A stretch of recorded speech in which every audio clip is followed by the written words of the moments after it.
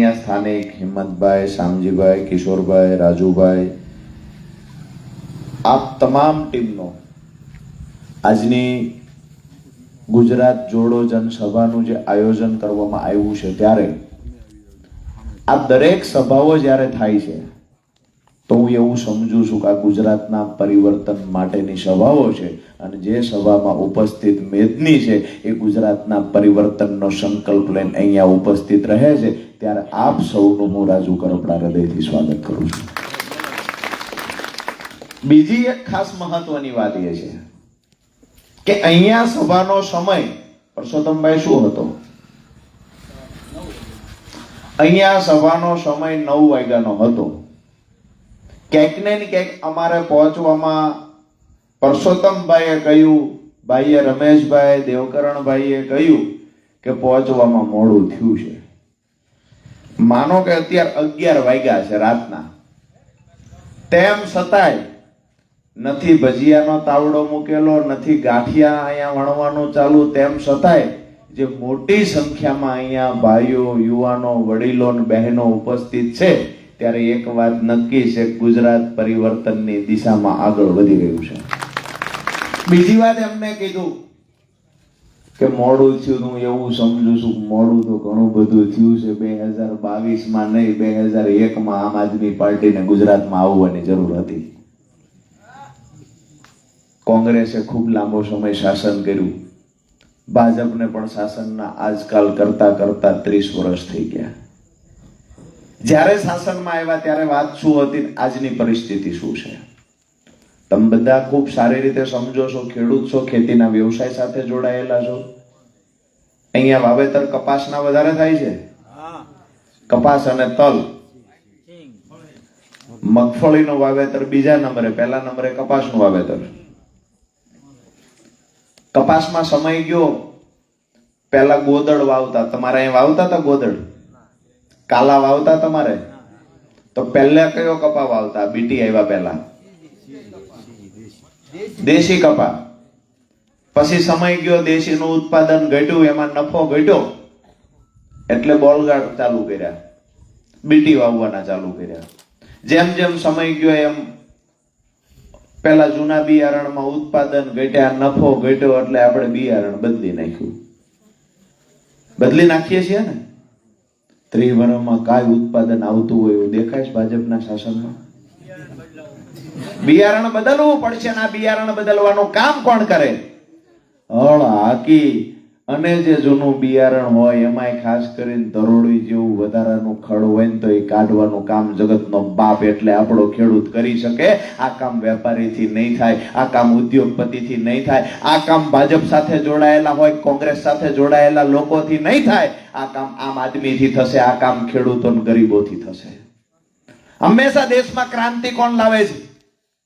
જ્યારે જ્યારે ભૂતકાળમાં ઇતિહાસ ચેક કરી લેવાની છૂટ છે, ક્રાંતિ એવા લોકોએ જ કરી છે જે લોકોએ ખરેખર કોઈ એવા પોચા પોચા ગાદલામાં સૂતા નહોતા, જે લોકો કરોડો રૂપિયામાં આવડતા નહોતા, જે પરિવાર ગરીબ પરિવાર હોય, ખેડૂતના દીકરા હોય, મજદૂરના દીકરા હોય, ફાટેલા કપડા હોય, પગમાં ચપ્પલ ના હોય, આવા લોકોએ હંમેશા ક્રાંતિ કરી છે. ક્યાંક ને ક્યાંક ગુજરાતમાં પણ ક્રાંતિની મસાલ હળગી છે. આ મસાલ વિસાવદરમાં હળગી છે ને દરેક ગામ સુધી પહોંચાડવાની જવાબદારી અહીંયા મંચસ પર બેઠેલા તમામ લોકો અને આજથી આપ સૌની છે. ખરેખર ગુજરાતમાં પરિવર્તન લાવવાની જરૂર છે, હા કે ના? પરિવર્તન એટલા માટે લાવવાનું છે કે આજે તમામ સમાજના તમામ વર્ગના લોકો પીડાય છે. ગુજરાતમાં મને જ્યારે ચૂંટણી આવે છે ત્યારે સાંભળવા મળે કે આ ફલાણી જ્ઞાતિના ઉમેદવાર, આ ફલાણી જ્ઞાતિના ધારાસભ્યના ઉમેદવાર, સાંસદના ઉમેદવાર, તાલુકા જિલ્લા પંચાયતના ઉમેદવાર, આ તો આપણી જ્ઞાતિનો દ્યો એને મત. આપણે મત દઈએ છીએ ને. અહીંયા બેઠેલા તમામ લોકો છે ક્યાંક ને ક્યાંક જ્ઞાતિ, જાતિ, ધર્મમાં વહેંચાઈને આપણે મત આપ્યા છે. અહીંયા તમામ સમાજના લોકો બેઠા છે. આજે હું એવું પૂછું, કયા સમાજના વ્યક્તિ એવા છે જેને ચૂંટાઈને તમારા માટે કામ કર્યું હોય? આજે અહીંયા સિંચાઈનું પાણી આવે તો તમામ ખેડૂતો દરેક સમાજના છે, દરેક સમાજને લાભ થાય કે ન થાય? અરે માની લ્યો ધારાસભ્ય જે સમાજમાંથી આવતા હોય, સંસદ સભ્ય જે સમાજમાંથી આવતા હોય, કમસે કમ એના સમાજ માટે થઈને તો સિંચાઈનું પાણી આખા ગામમાં આખા તાલુકામાં પહોંચાડે. આ કામ નથી કરવાનું. જ્ઞાતિ જાતિમાં મને તમને વહેંચ્યા અત્યાર સુધી, અને ક્યાંક ને ક્યાંક ભાજપ અને કોંગ્રેસે સાથે મળીને ગુજરાતની તિજોરી લૂંટી છે. આ લૂંટારાઓને અમે જેલ ભેગા કરવાનો સમય બાકી ગયો છે ને આ જવાબદારીનું બીડું પણ તમારા માથા પર છે.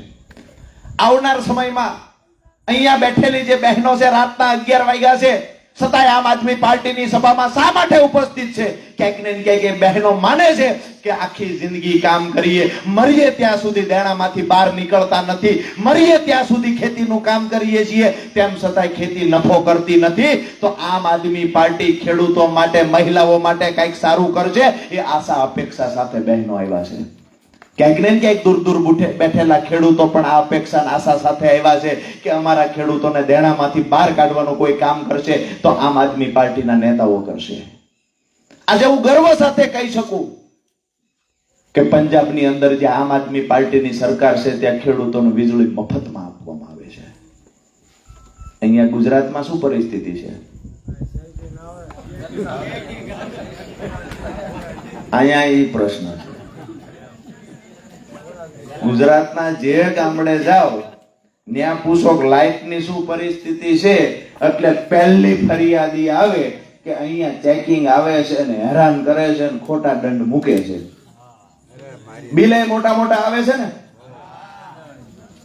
હું નાનો હતો, ભણતો હતો ને ત્યારે મેં વાંચેલું કે વીજળી પાણીમાંથી બને.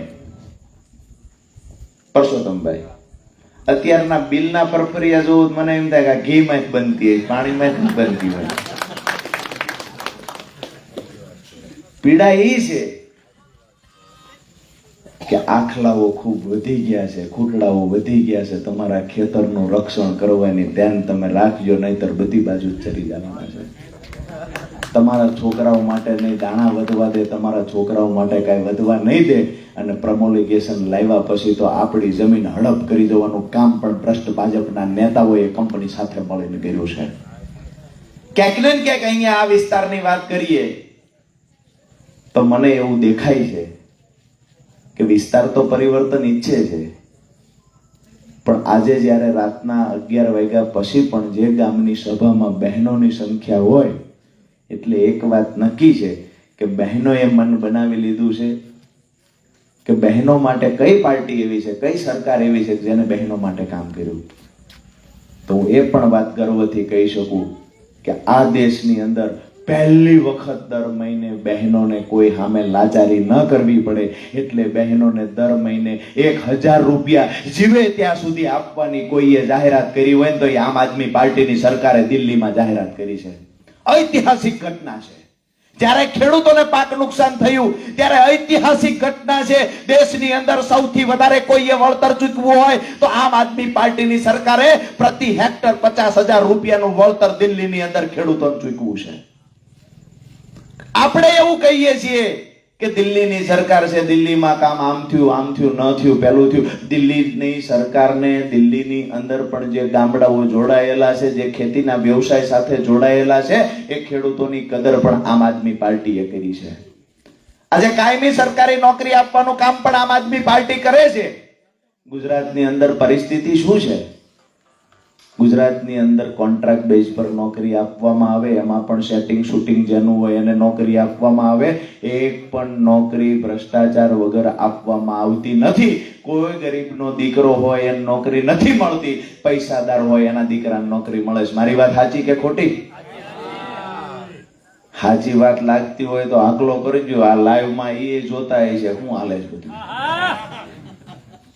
અને જેને દેખાડવાનું જેના માટે તો લાઈવ કરીએ છીએ. નીવડાઈએ રાતે જોવે કે આમ આદમી પાર્ટી વાળા ગુજરાતમાં શું આ કમૂરતામ ઢોલ વગાડે છે. અને ગુજરાતની જનતાએ ખરેખર એક વિસાવદરના પરિણામ પછી જે ડંકો વગાડ્યો છે.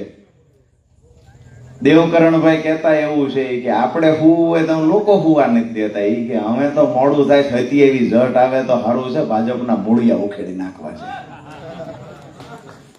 અમે તો પીડા ઉપડી છે. લોકોના દિલમાં આગ લાગી છે. આગ એટલે લાગી છે કે મારી સામે હજારો ખેડૂત બેઠા હોય અને હું એમને પ્રશ્ન કરું છું કે કયો ખેડૂત એવો છે જેની માથે દેણું ન હોય? એક પણ ખેડૂતની આંગળી ઊંચી થતી નથી. તમામ ખેડૂતો દેવાના બોજ નીચે દટાયેલા છે. અહીંયા પણ આજે હું તમને વાવડી ગામના આંગણેથી પૂછું છું કે કયા ખેડૂત એવા છે કે જે ખેડૂત ઉપર દેણું ન હોય? આજુબાજુના ગામના. તમારું એટલે નથી પૂછવું, ખાલું આપણે વેવિશાળ કરવામાં કે ગામમાં બધા ઉપર દેણો લાગે છે એટલે આપણે તમને નથી પૂછવું, પણ તમારા કયા હગા એવા છે જેની ઉપર દેણું ન હોય? કોઈના હગા ઉપર ન હોય તો ઊંચો હાથ કરે.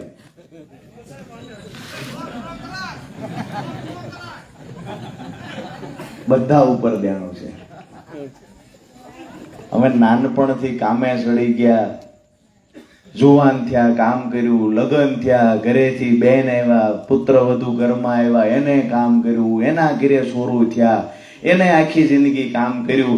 એના લગ્ન કરતી વખતે આ માવડીઓને પૂછી લ્યો કે જ્યારે દીકરીના લગ્ન કરે, દીકરાના લગ્ન કરે, ત્યારે પોતાનું ઘરાણું બેંકમાં વેચવા જવું પડે ને કાંઈ ગીરવે મૂકવા જવું પડે ને આ પીડા લઈને આમ આદમી પાર્ટી નીકળી છે. આ પીડા શું છે? આજે ઘરમાં પ્રસંગ આવે ત્યારે ખેતર વેચવા જવું પડે છે, ઘરમાં પ્રસંગ આવે ત્યારે વ્યાજે પૈસા લેવા જવું પડે છે, પાક ધિરાણ ફેરવવા જવું હોય ત્યારે એનું વ્યાજ ભરી શકાય એવી પરિસ્થિતિ આપણા ખેડૂતોની નથી. 25 વર્ષથી અમારા ઘરના મોભારા બદલાણા નથી, તેમ છતાંય ભાજપના નેતા આવીને કહે છે કે અમે તો ખેડૂતોની આવક ડબલ કરી, અમે તો ખેડૂતોની આવક ડબલ કરી. શરમાતા નથી વાત કરતા. અહીંયા આજુબાજુમાં જ્યારે પણ ભાજપના નેતાઓ તમારા ગામમાં સભા કરવા આવે કે તમે કોઈની સભામાં જાઓ ત્યારે એને પૂછો તો ખરા કે 15 લાખ રૂપિયાનું શું થયું? આવવાના હતા. 2 કરોડ રોજગારી આપવાની હતી, શું થયું? અહીંયા ગરીબ ખેડૂતોને જે તમે આવક ડબલ કરવાની વાત કરી હતી, 2022 સુધીમાં દરેક પરિવારને પાકા મકાન આપવાની વાત કરી હતી, એનું શું થયું?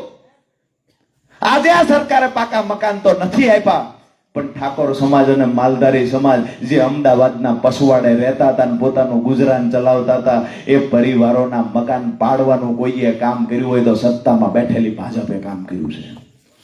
ક્યાંક ને ક્યાંક આપણા બેન દીકરીઓને ઉપર અત્યાચાર કરવાનું કામ કર્યું હોય, ખોટા કેસમાં ફસાવાનું કામ કર્યું હોય, દરેક સમાજના લોકો ભોગ બન્યા છે. ભાજપનો હાથો બનીને પોલીસે કામ કર્યું અને એ પોલીસે કોઈ બેન દીકરીઓને દંડા માર્યા છે.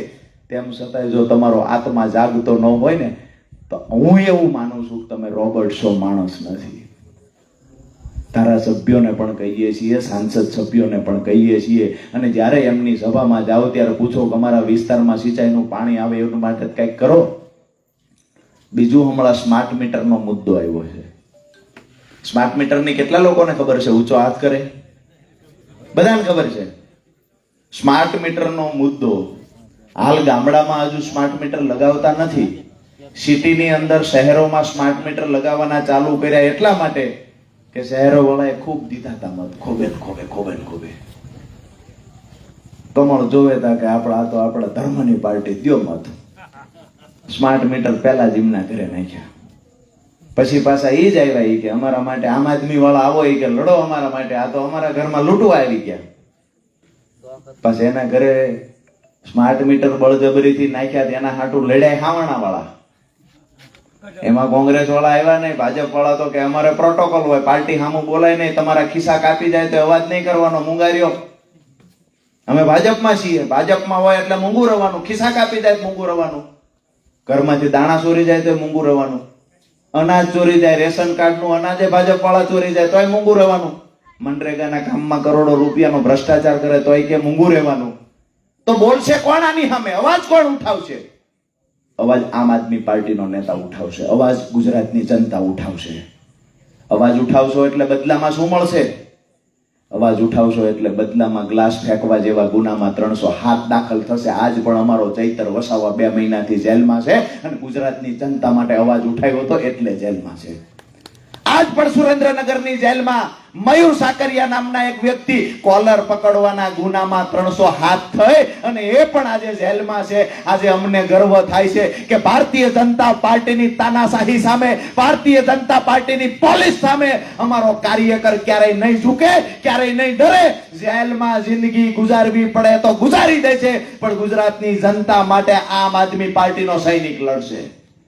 તમને પણ વિનંતી કરવા આવ્યા છીએ કે તમારા માટે થઈ અને પોતાનું કુટુંબ પરિવાર દાવ પર લગાવી અને જે યુવાનો લડવા આવ્યા છે, માતાઓ બહેનોની ચિંતા કરે છે, યુવાનોની ચિંતા કરે છે, ગુજરાતના શિક્ષણ આરોગ્યની ચિંતા કરે છે, આ યુવાનોની કુરબાની એળે ન જાય એનું ધ્યાન રાખજો. આ જવાબદારી તમારા માથા પર મૂકવા આવ્યા છે.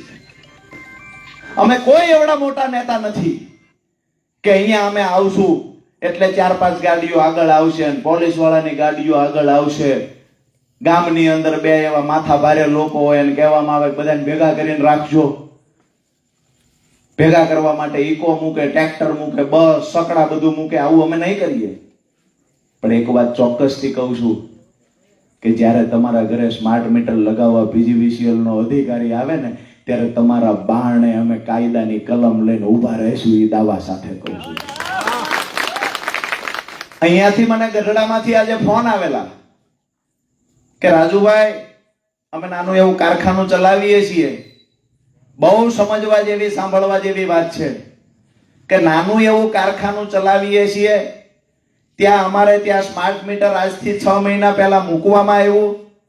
સ્માર્ટ મીટરમાં અત્યારે અમે જે પહેલા કહ્યું હતું, આ વાત જ્યારે સ્માર્ટ મીટરની લડાઈ આમ આદમી પાર્ટી લડી ત્યારે જ અમે કહ્યું હતું કે સ્માર્ટ મીટરનો વાંધો અમને એટલે છે કે આવનાર સમયમાં દિવસના લાઇટના યુનિટનું બિલ અલગ અને રાત્રે જે યુનિટ વપરાશે એનું બિલ અલગ. આ 2 બિલ અલગ કરવાનું ષડયંત્ર ભારતીય જનતા પાર્ટીનું છે. ત્યારે ભાજપના નેતા કહેતા આમ આદમી પાર્ટી ગુજરાતની જનતાને ગેરમાર્ગે દોરે છે. હવે અહીંયા મને ગઢડાથી ફોન આવ્યો કે તમે લોકો જે વાત કરતા હતા રાત અને દિવસ વાળી, એ સિસ્ટમ લાગુ કરી દીધી. રાતનું બિલ જે આવે છે સ્માર્ટ મીટરમાં, એમાં 45 પૈસા પર યુનિટે બિલ વધારીને લોકોએ મૂક્યું. એ પણ કેટલું? મીટર આવ્યું 6 મહિનાથી, બિલ આવ્યું 3 વર્ષનું. 3 વર્ષનું બિલ આવ્યું. મેં એમને પૂછ્યું, ભગવાનની સાક્ષીએ કયો મત કોને આપ્યો હતો? તો કે ભાજપને. મેં કીધું તો આજ થવાનું છે જી. ભાજપ વાળાએ નક્કી કર્યું, જેટલા એમની નજીક હતા એનો જ વારો પહેલા લીધો છે. સામે જે લોકો છે, ખેડૂતો, ગરીબો, મજદૂરો, એની પાસે તાકાત છે ક્રાંતિ લાવવાની, એની પાસે તાકાત છે સત્તામાંથી ભાજપને ઉખાડી ફેંકવાની, એની પાસે તાકાત છે કે ભાજપ પાસે ભલે તંત્ર છે